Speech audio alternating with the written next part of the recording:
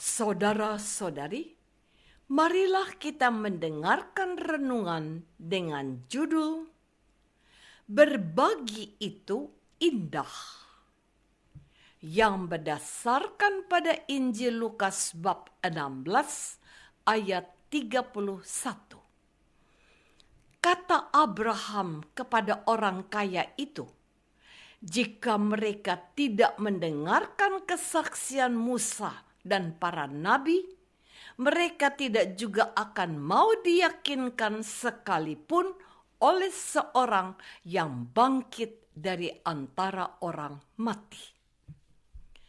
Dalam nama Bapa dan Putra dan Roh Kudus. Amin.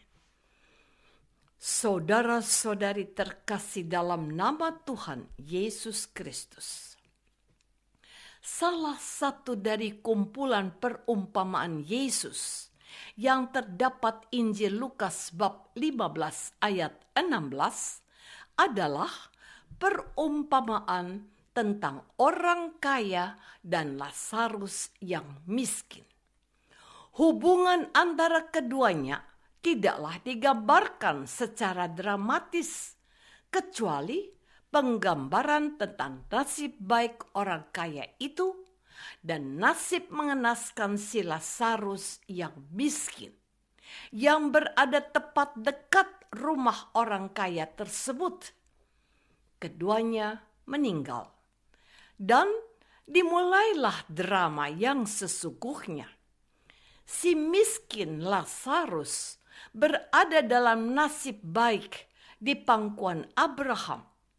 Si orang kaya bernasib menyedihkan, sengsara di alam maut.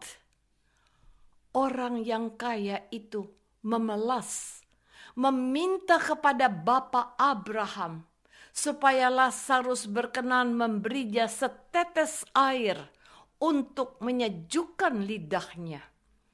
Sayang sekali, permintaan itu tidak dapat diwujudkan karena dua hal. Nasib mereka di dunia yang berbeda dan tanpa rasa peduli kepada Lazarus. Lagi pula, tempat mereka dipastikan tidak bisa terhubung lagi. Saudara-saudari terkasih, gagal sudah upaya si orang kaya itu memperoleh setetes air belas kasihan, sebab selama hidupnya di muka bumi, dia tidak memiliki rasa kepedulian kepada si orang miskin itu. Yang menarik adalah orang kaya ini masih berani meminta sesuatu buat 5 saudaranya yang masih hidup di dunia, agar Bapa Abraham sudi mengingatkan mereka, agar mereka tidak mengalami nasib yang sama dengan dirinya. Namun, apa kata Bapa Abraham untuk permintaannya yang lain ini? Ada pada mereka kesaksian Musa dan para nabi. Baiklah mereka mendengarkan kesaksian itu. Orang kaya ini tetap berusaha bermohon untuk mengingatkan saudaranya dengan membangkitkan orang mati supaya mereka bertobat. Lagi-lagi, permohonannya tidak dikabulkan kecuali dikatakan kepada dia, orang kaya ini, jika mereka tidak mendengarkan kesaksian Musa dan para nabi, mereka tidak juga akan mau diyakinkan sekalipun oleh seorang yang bangkit dari antara orang mati. Selanjutnya, tidak dikatakan apa-apa lagi. Nampaknya si orang kaya itu sudah tidak berdaya untuk menjadi penyelamat bagi 5 saudaranya yang menikmati kekayaan seperti dirinya.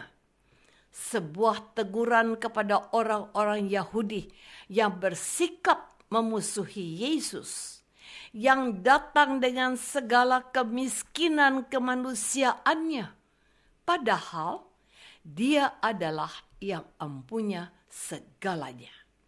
Mereka tidak peduli terhadap apapun yang ditawarkan oleh Tuhan Yesus. Saudara-saudari terkasih, perumpamaan orang kaya dan Lazarus yang miskin yang diwartakan oleh Gereja Kudus pada hari ini ingin menyentuh nurani kita untuk tidak masa bodoh pada nasib kurang beruntung saudara-saudari kita yang miskin seperti Lazarus. Ketidakpekaan dan ketidakpedulian akan saudara-saudari kita yang miskin itu memberikan dampak yang serius untuk orang-orang beriman yang tidak memiliki rasa empati dan bela rasa dengan orang-orang miskin yang selalu di antara kamu. Sabda Tuhan Yesus. Apa yang dapat kita banggakan dengan kekayaan yang kita miliki kalau kita tidak sanggup berbagi dengan sesama kita? Orang berkata, sekalipun dia memiliki semuanya, tetapi apa yang dapat dibawanya ke dalam kuburnya? Masih ingatkah kita tentang perumpamaan orang kaya yang bodoh dalam Injil Lukas bab 12 ayat 13 sampai 21? Dikatakan kepadanya begini, "Hai engkau orang bodoh, pada malam ini juga jiwamu akan diambil daripadamu, dan apa yang sudah kau sediakan, untuk siapakah itu nanti?" Demikianlah jadinya dengan orang yang mengumpulkan harta bagi dirinya sendiri, jikalau ia tidak kaya di hadapan Allah. Kekayaan itu adalah sebuah anugerah yang diberikan oleh Tuhan. Anugerah itu adalah rahmat yang harus dibagikan kepada orang yang membutuhkan, sebagaimana Allah telah bermurah hati kepada kita dengan memberi kita harta dan kekayaan. Anugerah itu harus dikembalikan kepada Tuhan dengan mengasihi sesama kita. Sebab segala sesuatu yang kamu lakukan untuk saudaraku yang paling hina ini, kamu telah melakukannya untuk aku. Sabda Tuhan. Saudara-saudari terkasih, di masa prapaskah ini, habitus atau kebiasaan untuk berbagi, berbela rasa, dan peduli kepada saudara-saudari kita dan sahabat-sahabat kita yang berkebutuhan khusus atau kekurangan haruslah digiatkan dan dilakukan. Gereja Kudus telah memulai memicu dengan mengingatkan kita dengan berbagi. Ada APP atau aksi puasa pembangunan. Ada juga pantang dan puasa agar kita melatih diri menyisihkan dan menyisahkan sebagian anugerah dari Tuhan untuk karya amal kasih. Selama masa prapaskah ini, berulang kali gereja mengingatkan kita untuk berbagi dengan sesama yang membutuhkan kasih dan perhatian dari kita. Mungkin kesaksian kecil ini dapat menggugah hatimu. Ada seorang wanita muda yang bekerja di sebuah kafe. Ayahnya sakit keras dan butuh biaya banyak. Suatu hari di depan kafe tempatnya bekerja, ada seorang ibu tua yang hampir sekarat dan nyaris telanjang.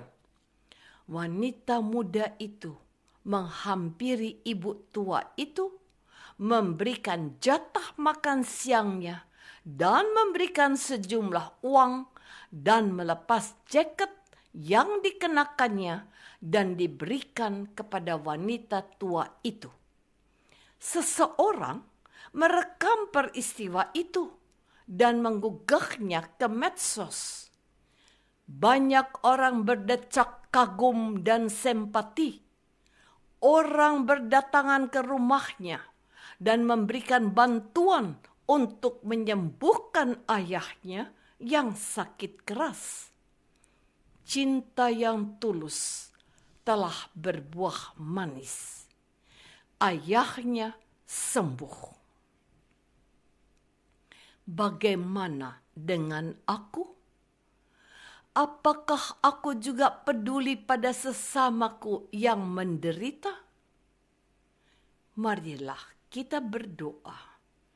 Ya Bapa, terima kasih untuk sabda Yesus hari ini. Tanamkanlah dalam diri kami sikap berbela rasa dan peduli pada penderitaan sesama kami. Jauhkan kami dari siksa api neraka dan berilah kami cinta yang siap berbagi. Demi Kristus Tuhan kami.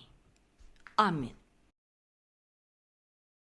Semoga kita semua selalu dinaungi dan dibimbing oleh berkat Allah yang Maha Kuasa, Bapa dan Putra dan Roh Kudus. Amin.